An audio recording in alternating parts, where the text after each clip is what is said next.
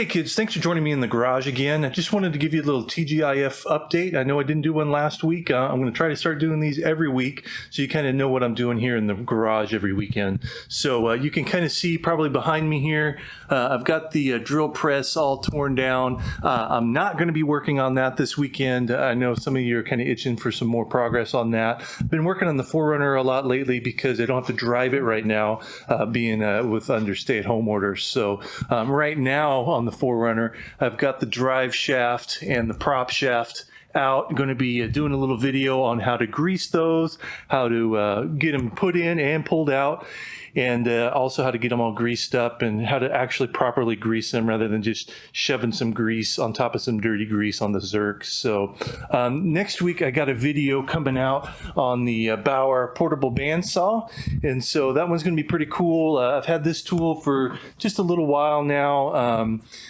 just kind of getting it put together and getting some use out of it, and so I wanted to do a little video on that, how to get the saw blades installed and kind of show you how it works on 1/8 inch and 1/4 inch bar. So I hope you've been liking the videos that have been coming out. You can always follow me on Instagram at Weekend Wrench Turner. So thanks for watching. Keep on wrenching.